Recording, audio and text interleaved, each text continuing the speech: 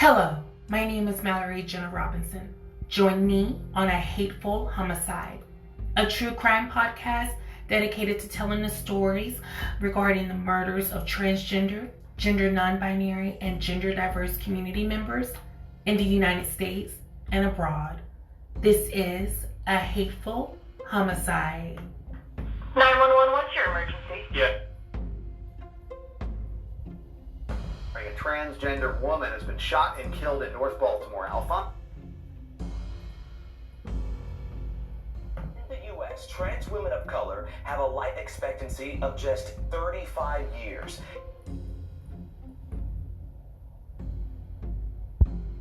This happens on a daily. Another one of my friends got killed right up the street from here. These cases are true. The victims are real, and their voices matter. This is A Hateful Homicide.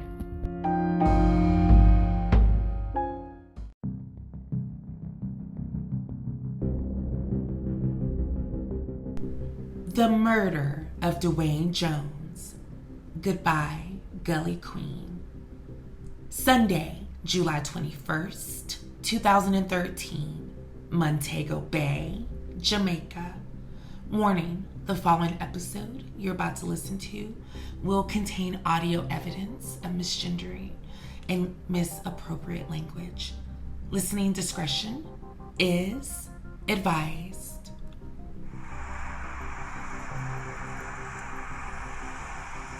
Gays and lesbians in Jamaica live in a state of constant fear. We live knowing that the probability of us being killed is very high. Dwayne Jones was a transgender youth who was chased out of home at about 14 years old. He was killed because he was at a party, he was dressed in female wear, and someone at the party outed him. This was at a street dance with about 300 people, and it appeared that no one attempted to intervene as they ran him down, stabbed him, shot him 3 times, and then ran over him with a car and left him to die on the side of the road. How does it reflect on society when you have a 16-year-old kid that's being so brutally murdered and nothing happens, no consequence? When I was in Jamaica, I interviewed over 77 LGBT people. The one thing that we heard time and time again was about how they were not accepted by society. Kids as young as 12 years of age being kicked out of their homes. I was beaten by 6 guys along with my brother and my mother in Spanish Town, where I had to run and pack my things and leave from that community. That's how I ended up here. I have been following the homeless LGBT youth who live in storm drains. For these youth, it means that they have shown signs of behavior that is outside of the heterosexual norms. That may mean that they are bullied at home, at school, or bullied within their families. Sometimes communities threaten to beat the gay youth, presumably to beat the gayness out of him. And the threat can be escalated to threats of death or threats of burning down the home in which the youth lives. These persons feel that there is nowhere to go. Homosexuality is not necessarily illegal in Jamaica. However, Jamaica does have the buggery laws on its books.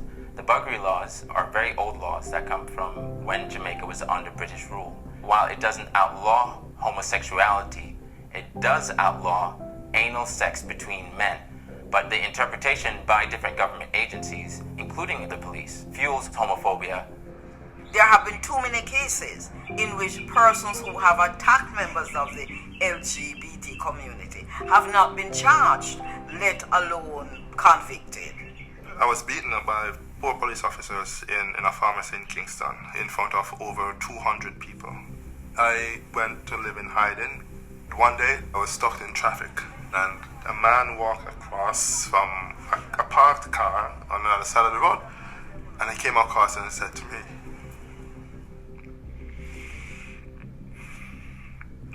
he said, "We'll find you and we're going to kill you."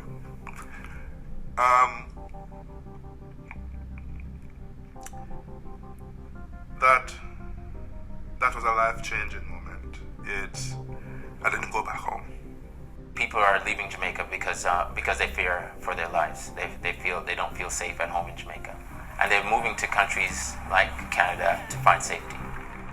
The reason I left Jamaica is because I was kicked out of the closet, so I had to flee the country that I was born in to seek refuge in a country where I am fully accepted for my sexual orientation. I worry every day about the LGBT people in Jamaica. I worry every day. I get phone calls, I got emails, I get letters asking for help. My life is in danger back home. Can you help? No one deserves to be hunted and chased out of their homeland. And I think it's supported by our government in the fact that they don't do anything.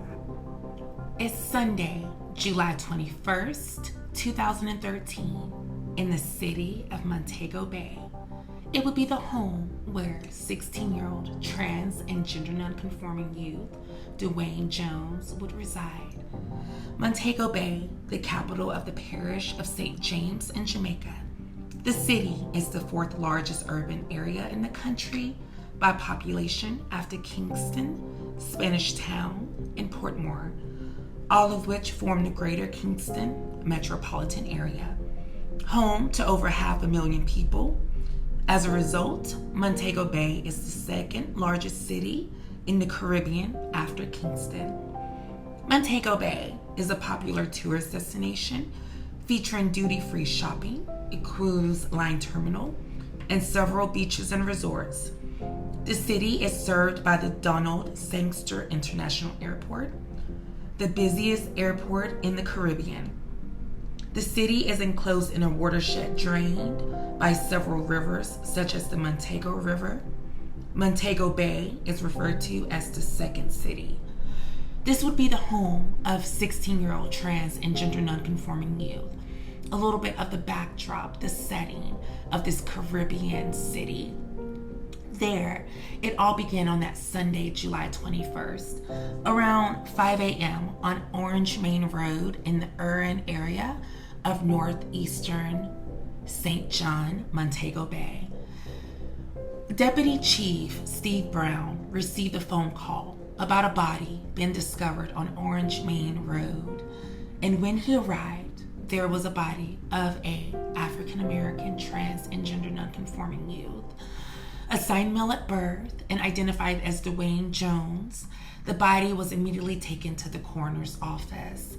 There was a discovery as the body was autopsied, and it revealed that Dwayne's badly, brutally bullet-ridden body not only had been shot 3 times throughout the head, neck, and upper torso, but also that of signs of blunt force trauma to the back of the head, as well as sharp force trauma throughout the entire body.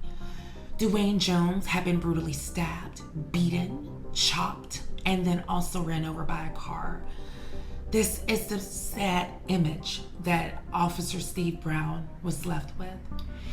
And as all of this is being revealed, Dwayne Jones's family is notified of his hateful homicide. He had been unhoused for the past 2 years when he had begun his journey around 2011 at the age of 14. Growing up in Montego Bay, Dwayne Jones grew up in a very masculine community household with a father who wanted each and every one of his children to obey by the binary structures. And when Dwayne, who was very feminine and expressive in their gender journey, began to display signs of, as you heard in the initial audio, signs of non-heterosexual behavior, Dwayne's father banished them from the home. And as we continue to go through this case, welcome my audience. Thank you all so much for joining in to this episode, the season finale of A Hateful Homicide. This is season 3, episode 13, Goodbye Gully Queen. And this case, my audience, is captivating. It is our international case in the country of Jamaica. This is a tale of a youth who was being themselves for themselves and was willing to live on the streets in Montego Bay to survive in these storm drainages where a lot of LGBTQ plus youth would reside, called the Gullies, these storm drainage systems throughout Montego Bay. This is the only safe space that these LGBTQ youth had in Montego Bay, the, again, capital of the St. James Parish in Jamaica. Montego Bay is a city, the second largest city alongside Kingston, but all of these cities, major and minor cities, are known for having discrimination towards LGBTQ youth. And when they do not adhere to the binary and gender construction norms of these country and major and minor cities, they are then banished from their homes. Their families are complicit in this very often. And then often, too many times, they're left in these storm drainage systems, left to survive on their own with resources from countries such as Canada, who will funnel over food and clothing and other resources to these storm drainages called the Gullies. Dwayne Jones had been nicknamed the Gully Queen by two of their best friends, two trans women of color, black trans women. At the time of Dwayne's hateful homicide in 2013, they were 23 years old. Their names were Kiki and Chloe, and they had a love story for Dwayne, who was, very expressive in being feminine and masculine, utilizing the pronouns he, she, they throughout their journey. In 2013, Dwayne Jones was 16. They were a sophomore in high school and was still navigating their life. They were in the beginning stages of learning how to drive and often loved to get their hair braided. They were really good at dancing. And throughout this episode, we're going to be able to get quite a bit of audio evidence from Dwayne Jones's voice themselves, talking about their own lived experience in the Gullies and how they adopted the name of the Gully Queen. And so again, this case, as our season finale entails, like so many of our cases, my audience, where there has been no perpetrator convicted for the hateful homicide of Dwayne Jones. Nonetheless, we want to make sure that we continue to raise awareness and say their names 9 years later, and make sure that we continue to give justice to Dwayne by raising awareness and also, again, giving them a voice. So let's dive into this case, my audience, and go back into the narrative of Sunday, July 21st, 2013. Dwayne Jones, Kiki, and Chloe were all invited to a party in the Urban area of Montego Bay. They arrived around 2:30 a.m. after retrieving a taxi. They got there. There was about 300 people, all identified as cisgendered and heterosexual. And this party, Dwayne Jones had been female presenting. Dwayne Jones, often in the Gully area, would be very female presenting. This was one of the catalysts for Dwayne being removed from their home in 2011 and living on the streets of the Gully. And so then you have Dwayne Jones, who is being female presenting in this space at this party with 300 people. Dwayne Jones, Kiki, and Claire all having a good time. Hey girl, hey, jamming, talking, drinking, smoking, right? Doing what young adults and youth do at parties in the summertime. And all of a sudden, this cisgendered woman who I knew Dwayne in passing along the streets of Montego Bay, but wasn't quite familiar with their journey or truth. Just kind of went up and inquired about Dwayne's gender journey and their gender identity. And when Dwayne disclosed that they identified as trans and gender nonconforming, this cis woman went over to several of the cis men that Dwayne had been dancing with and disclosed to them that Dwayne was gender nonconforming and trans. They then went over to Dwayne, confronted them, asking him if he was quote unquote a man or woman. Dwayne Jones began to fear for their safety and wanted to leave, as well as Kiki and Chloe. The crowd began to mob up in a way that became hostile and threatening. They then placed Dwayne in a restroom of the house party at this bar area. And when they went into the restroom, they removed Dwayne's bra and underwear. And it was revealed that Dwayne was assigned male at birth. The mob became heavier and angrier.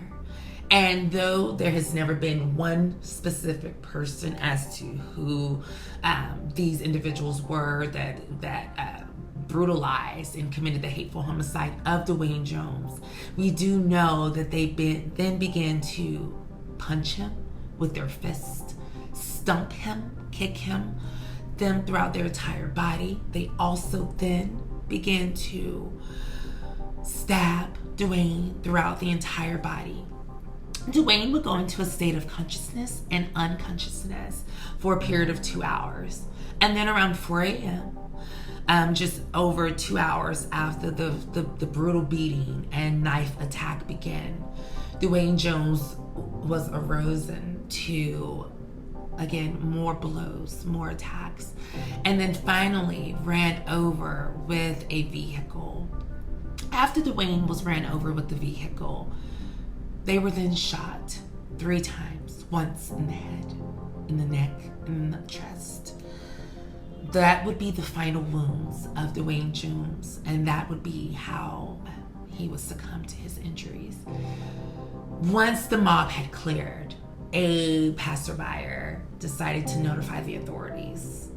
They then notified Officer Steve Brown. Him and his team went out to Orange Main Road, which is where Dwayne Jones's body was just dumped over in some brushes. And then the body again was taken over to the coroner. As all of this was ongoing, you might want to know what happened to Kiki and Chloe. Well, my audience, they were able to go inside of a church where they were then met by that mob. Chloe was almost sexually assaulted before they narrowly escaped into the woods of Montego Bay. Several other trans youth who resided in the gullies were warned about what had happened to Dwayne Jones, and they immediately left that area where Dwayne Jones resided. As all of this is unfolding and people are being interviewed, no one is speaking up. Officer Steve Brown is having a challenge of getting anyone to speak up about what happened. Besides the initial 911 call, which just included that Dwayne Jones had been discovered in brushes, badly shot, stabbed, strangled, chopped. All of these things were alerted in this 911 call, which is too graphic to air. But nonetheless, these details were aired. So Officer Steve Brown, Deputy Superintendent Steve Brown, had the wherewithal to be able to probe these questions to the party goers who were at this party. But none of them would reveal who were the individuals in this mob that shot, stabbed, beat, and ran over Dwayne Jones. So again, Dwayne Jones was one of the few victims in 2013 that was met by a mob violence. And this is how the Gully Queen of Montego Bay went out. This beautiful 16-year-old gender nonconforming and trans youth of color was snuffed out just for simply going to a party as themselves for themselves. And one feeling like they were in a safe space to disclose to a cis woman, right, that this was their truth, their affirming truth. This cis woman goes over and discloses Dwayne's gender identity without their permission, resulting in the hateful homicide. Unfortunately, Dwayne Jones was not the only victim in 2013. 5 cis men were trapped by an angry mob in Jamaica. This is a little bit of their story. The community of Green Mountain in Mile Gully, Manchester was angrily awakened Thursday after the actions of an alleged homosexual man. Residents became riled up when the man allegedly made statements which made them gravely concerned. The residents would have none of it. We have young youths that come up, and what they want to do, I take them and put them in a different direction. When time we can bear the hunger and not stoop to a certain level, the younger youths, them really can't do that. So that really started all of this. But further developments too helped to compound an already bad situation. In turn, woman have breast, sexy black woman, dropping clothes clothes and show we everything to them. We don't want that. And as the story spread like wildfire throughout the community, the residents' annoyance spilled over, and the 5 men and a vehicle belonging to them were barricaded. Under the watchful eyes of the curious onlookers for what seemed like an eternity, both residents and those blocked in waited for more police officers to arrive. The officers finally came and... That's all I want to say, yeah? Let's stay back there, so come. Back there. Right where the man. The residents reluctantly complied, and the additional policemen went to get the men from the house. Some residents were quick to point out that they have been tolerant with the practices of the men, but were not in agreement with recent utterances and behavior. You see, if it's legal, them have to keep it in them house. But them can't come and try and take over our community, especially this community, Greenmount. We now go stand for it. We allow them to come from ever since and them pass through, and we not disturb them. But now that them want to spread it in the community, we are going to take action. The raucous applause of the residents as the men were allowed to go into their vehicle and escorted out of the community by the police signaled an end to the saga. This is one example in 2013 where these individuals were able to survive with their lives still intact, my audience. Unfortunately, that was not the case for Dwayne Jones. After the hateful homicide of Dwayne Jones, as well as these 5 cis gay men who were trapped by an angry mob near Montego Bay in the Green Mountain area, Prime Minister Portia Simpson Miller and Senator Mark Gully all united to speak up and speak out and raise awareness. The Human Watch of Jamaica, as well as Justice for Jamaica, all these advocacy groups got together to raise awareness in 2013 about these hateful homicides and violence incidents of LGBTQ plus individuals in the country of Jamaica consistently being attacked by angry mobs for simply being themselves. So what you can hear here, my audience, is this chronic behavior of when you have someone who does not identify as cisgendered or heterosexual, and when they are in the country of Jamaica, what happens to them when they do not comply? Well, they are met by an angry mob, and either they are going to be viciously attacked or either trapped in a vehicle, or in Dwayne Jones's case, brutally murdered by being beaten, stabbed, shot, chopped, and ran over with a car. All of these incidents cause individuals to speak out. Also, public health official Everald Morgan reached out to the law enforcement agencies, that including Deputy Superintendent Steve Brown, to assure that the 4 youth who were also in the Gully systems where Dwayne Jones resided would receive some kind of safety net, some kind of rescue opportunity, as the individuals were aware of where Dwayne Jones resided. This mob had become aware of where Dwayne Jones resided. And unfortunately, within several months after the hateful homicide of Dwayne Jones, a group of those members from that party went over to that Gully community and torched those homes, these these shacks, you would call them, and burned them all down near these drainage systems, and even set fire within the drainage system, so that way these LGBTQ youth and young adults, as well as just adults period, who were there for safety, would come out of these storm drainage. Almost think about like getting some kind of pest out of a hole and then putting something in there to have them all come out. This is the experience that these individuals went through in October of 2013, 3 months after the hateful homicide. As we continue to go through this case, my audience, people responded internationally to the hateful homicide of Dwayne Jones, this incredible Gully queen.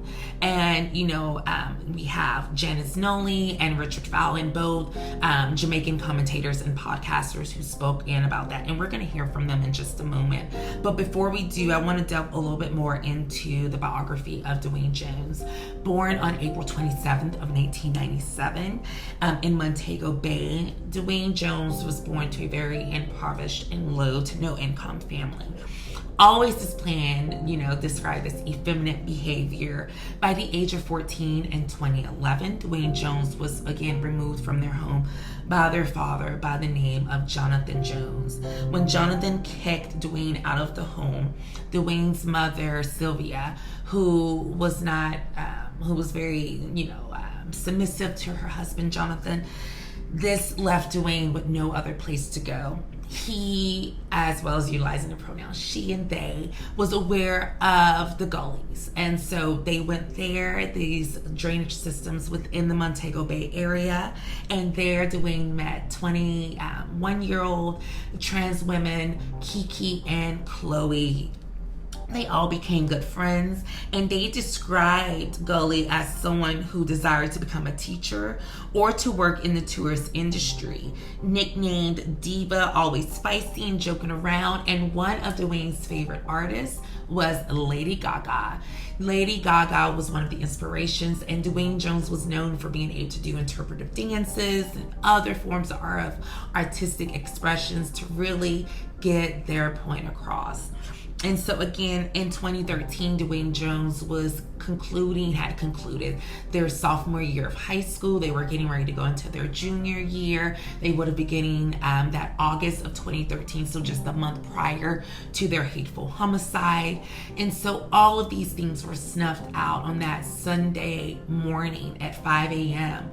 on July 21st, 2013, when Dwayne Jones's badly brutalized body was discovered on Orange Main Road, leaving the city of Montego Bay marching for justice. And so again, not only were they marching for justice, but they all had commentating and remarks on the hateful homicide of Dwayne Jones. And you can hear that one of them now by Janice Nelly. I don't know how this whole setup was, but how is there a party, right? A party, in public, and you tell me that no one can be identified for the death, like no one at all. I don't know, it's kind of fishy. I don't know. I don't even want to make any assumptions, but I don't know. Like, was Jamaican police really trying to get justice? I don't know. I find it a bit fishy that not even one person got charged or arrested. I don't know. Like, that sounds a bit fishy to me. That's just me. I don't know. Like, let's really think about it. Jamaican police really taking this seriously, and I don't know. That's just my theory. I just don't find it credible in my opinion. That's just my opinion. Don't come for me. And yeah, I don't buy it. Like, not even one person. I don't know. Sounds a bit fishy. Yes, guys, that is the end of this very sad story. Dwayne still hasn't gotten justice to this day. It's very sad, I'm not gonna lie. This story has really broken my heart, It's been very heavy, but leave your thoughts in the comments below, and I'll see you in the next one. And that was her intake and input on just a response of the Jamaican law enforcement, right? So what is being done involving the hateful homicide of Dwayne Jones? It's been 9 years and no one has been arrested. We're coming up on a decade in less than a year. And we have to ask ourselves, my audience, will Dwayne Jones ever get the justice that they deserve? Please let me know what you think. But now I want to also take a moment and share thoughts from the Richard Fowler Show, another Jamaican individual who definitely had their own thoughts and views on the hateful homicide of Dwayne Jones. And one thing that I always remember, and I grew up in a very Jamaican community, is one thing that Jamaicans pride themselves in is the fact that the motto of the country is out of many, one people. When did that motto become so blurred? When did the lines become so blurred? Where did the many disappear. Because it doesn't matter who you are, whether you choose to be a man, whether you choose to be a straight man or a straight woman, or a lesbian woman or a gay man, or a transgendered woman or a transgendered man, or a bisexual woman or a bisexual man, it should not matter, because out of many, one people. Jamaicans, we can do better. We can do better. Why must another young person have to die because of how they choose to identify? Why must one fear for their own life because of who they choose to love? When will we start to understand that we need to celebrate difference? We need to acknowledge difference. We need to put the whole ideal of hatred and discrimination behind us. Why? There should be no more bloodshed because of who you choose to love. Now understand, this issue goes far beyond just Dwayne, because the former prime minister of the country, not the current prime minister, the former, wouldn't allow somebody who identified as LGBT in their cabinet. This is a country that's not too far from America. There's a lot of Jamaicans who live right here in America who share those same type of views and same type of values. And to them, tonight, if they're watching this, I want to call them out. I want to call them out. Those Jamaicans, and both those who live in Jamaica and those that live right here in America, who think it is okay to hate somebody because of who they choose to love, or to threaten to kill somebody because of who they choose to love, or who they choose to be, understand this one thing to be true. The motto of the country says, out of many, one people. When does that many stop? Where does that many line end? There is no end to many. It means a plethora, a lot, multiple. You can't count them. They're innumerable. Their differences are innumerable. So stop it. Stop this ideal of hating somebody because of who they choose to love. It's not your life. This is their life. Right? It's not your life. It is their life. It's their choice to live their life. Not yours to dictate how they live their life or take their life away from them. It's about celebrating difference, folks. Celebrating difference. So if there's any Jamaican watching and that's the view that you choose to have, I'm calling you out tonight. And I'm calling you out and I'm saying that you are a fraud and a shame to perpetuate and pledge the Jamaican flag, or the American flag for that matter, understanding that the motto of the country is out of many, one people. Richard Fowler, folks. One people. And was Dwayne Jones part of the Jamaican motto? Was he considered? Was she considered? Was they considered one people? We have to ask ourselves that, and we must continue to do better. My audience, also from a Jamaican broadsheet, The Gleaner, professor of literary and cultural studies at the University of Wisconsin, Carolyn Cooper, condemned the group who committed Jones's murder. She blamed their behavior on the selective use of the Bible, noting that while many Jamaicans embrace those biblical passages which condemn same sexual activity and quote-unquote cross-dressing, they are themselves typically guilty of many other biblical sins, such as adultery and murder.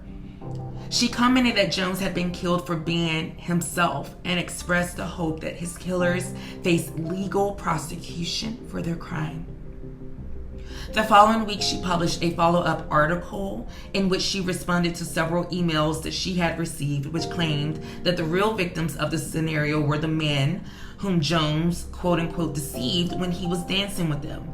She reiterated her condemnation of Jones's killers, remarking rather than retaliating violently, they should have brushed it off with a humorous comment. She was not the only one who felt like this was completely unnecessary. But also, we want to hear from the Gully girls, these incredible stories of trans and LGBTQ victims themselves who have experienced firsthand violence for simply being who they are, and their survival stories. Some of them knew Dwayne and were traumatized by this horrific experience. And so Vice News was really great with being able to share a little bit of that from some of these victim stories. Society. We grew up to dislike homosexuals. We grew up to hate homosexuality.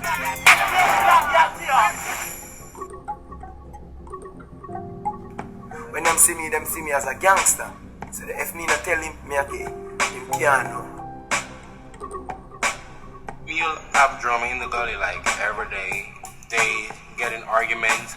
They even throw acid and chop each other. It can be very crazy. So first stop. Homosexuality in Jamaica don't have any hope. It's just no. Never gonna happen. They're gonna kill us faster. You dress flamboyant and you're on the road. Your clothes got burned because someone run you down. I have to chop you, I have to stab you. All different type of stuff happen.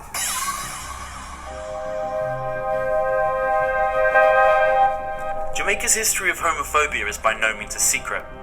With cultural and religious conservatism rife, being out and proud isn't exactly an option. While some believe Jamaica's attitudes to homosexuality are slowly evolving, last year actually saw an increase in homophobic and transphobic violence, with attacks often taking place in broad daylight and shared across social media. We travelled to the capital city of Kingston to explore the reality of being gay in a country known for its LGBT intolerance. Though homosexuality is technically not illegal here, the presence of Jamaica's colonial-era buggery law, which criminalises anal sex, can land you a 10-year prison sentence with hard labour. In central Kingston, there is now a community of trans and gay youth living in a storm drain, or as the locals call it, a gully. Prominent LGBT activist Maurice Tomlinson offered to introduce us to the kids living in the gully at a protest he was organising to raise awareness about their situation. We have classes in Jamaica, so we have what is called the rich queens and the scary queens. The rich queens are the gay men who are of some means, like myself. We can insulate ourselves from the worst forms of homophobia. So we have this tendency to think of all the poor queens or the scary queens being at fault for having this homophobia meted out against them. If they would just be more like us, they'd be safer. And if you're in a persecuted class as we are, if you manage to escape your persecution, you don't want to bring any taint of that persecution. So for example, this stand we're doing today will be dedicated to the scary queens, the ones who aren't able to insulate themselves against the worst forms of abuse. I hope they come. They're both scary and scared. The scary queens. That might seem like a pejorative term, but it's the term that has been used to describe them, and it has unfortunately got some kind of traction. Have they adopted that term? term? They refer to themselves as the Gully Queens, or... It's always got queen in it somewhere.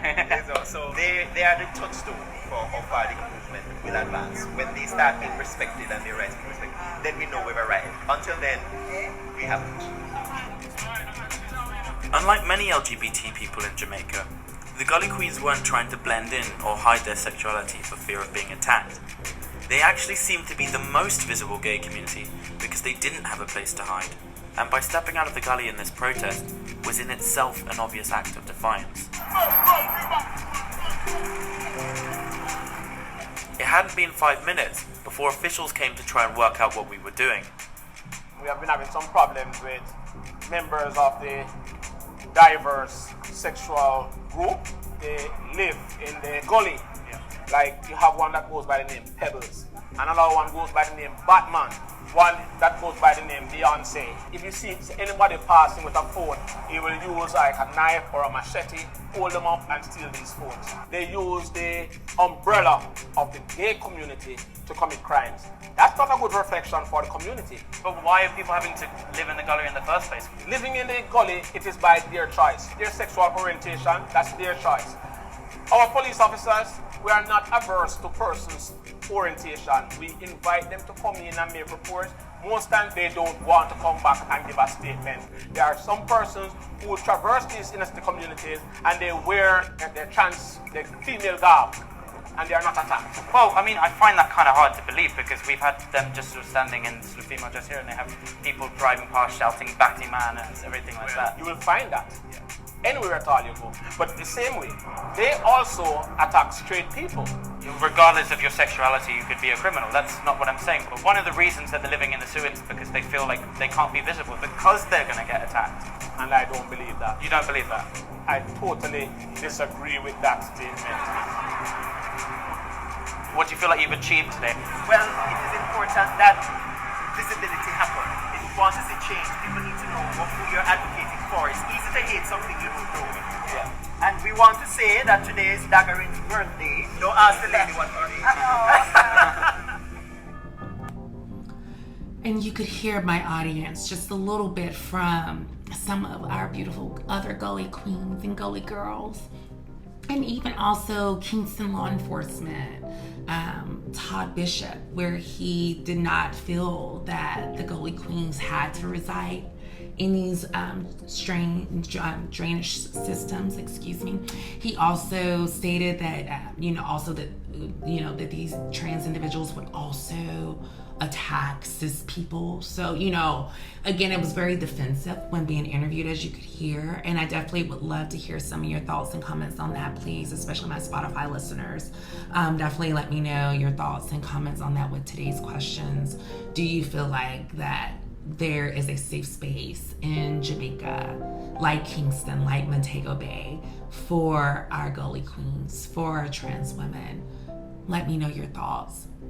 One of the things also regarding thoughts is incredible cis gay man from the real world, MTV's Real World, Karamo Brown. He identifies as a Jamaican queer man born in the United States, but he is a huge proponent for rights. And one of the things is that he wanted to do his part and raise an awareness, not only around Dwayne Jones's hateful homicide, but also those who are still in Jamaica and need support. So he interviewed several individuals regarding, ways that we as a community right here in the United States, and even my listeners in other countries, what we all can do to make sure that we're supporting our LGBTQ plus community members in Jamaica, because as you can hear, their housing situation, their employment situation, healthcare situation is all in dire needs. And this is Worldview.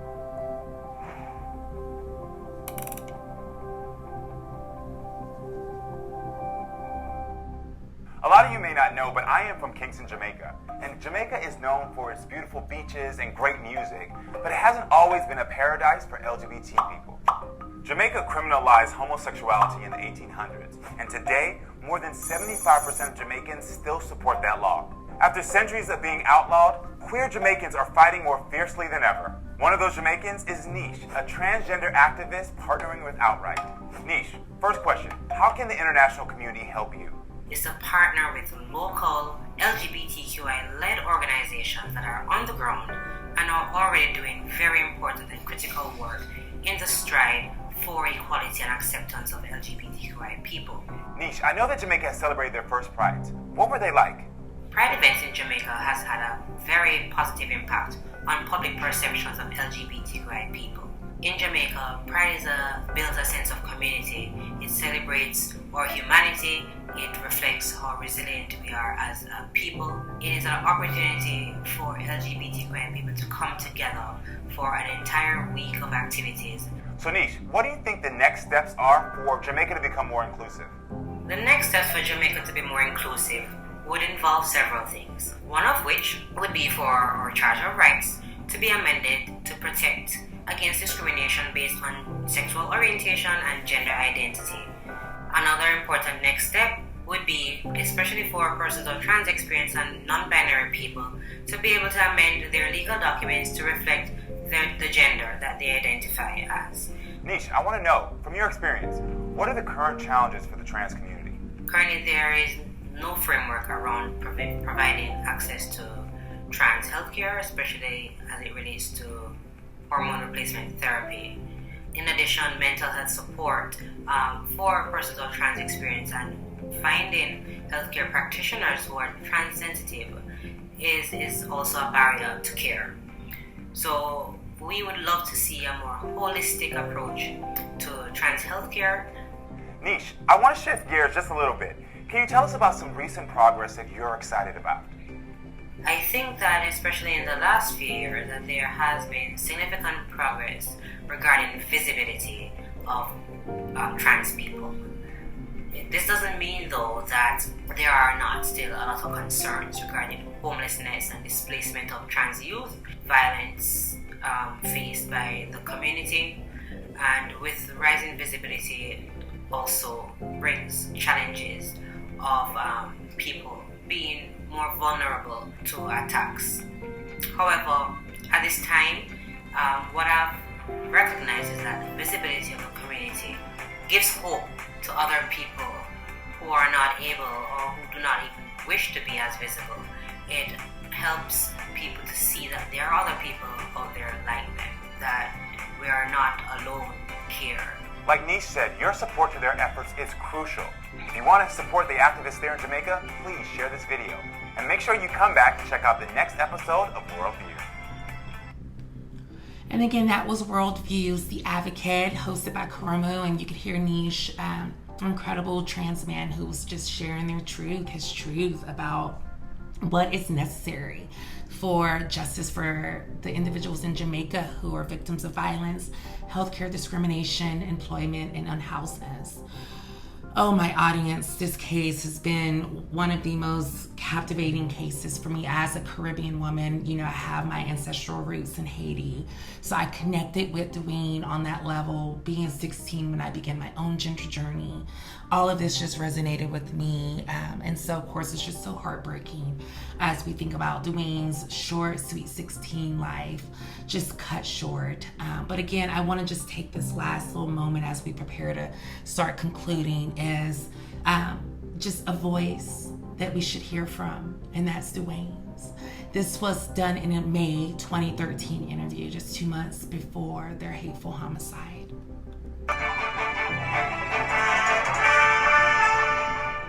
That's Dwayne Gully Queen Jones, doing what he loved, dancing. The 17-year-old became another one of Jamaica's over 500 murders since the start of 2013. However, his brutal slaying at the hands of an irate mob in Irwin, St. James has brought Jamaica yet again under the glare of the international spotlight. Because a straight man and up on the road at LOJ with the one night and they claim say when if size up in their way, we must go on with own way and so we and him catch up now so me and him getting a one dispute. Everybody run and so me defend myself, but see then did have one stone he cut on me and I see big old bus in my head. But the way from the car see it was so probably I could defend myself then kill we have. That's the Dwayne Jones alive at 17 met at Albion Court, St. James at the end of May. A handsome young man trying to, with the help of his friends, his now chosen family, navigate through the cold streets of Montego Bay. He had been kicked out of his home and chased out of his community. And at the time we met him, he and 3 gay friends were squatting in an abandoned government house in Albion. We are all behind our one another. We are like one family. 4 brothers. We have no one behind us. Jones already knew that his homosexuality marked him for death.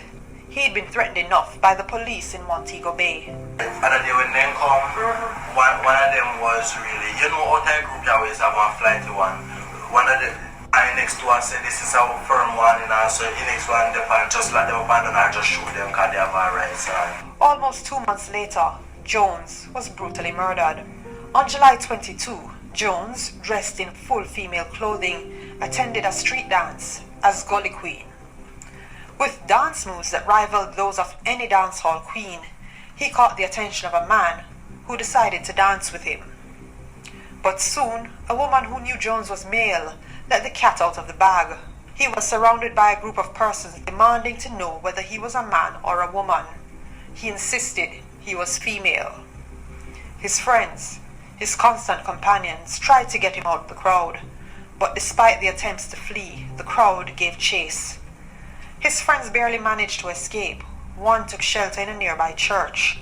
However, Jones wasn't so lucky. He was beaten, chopped, stabbed, and shot. The police found his body in the bushes the following day. His parents, who still live in Montego Bay, have refused to claim the body. The local gay lobby group, J-Flag, says they will give him his final rest. And going into 4 weeks since his murder, the police still have no leads in the case, so no one has yet been charged.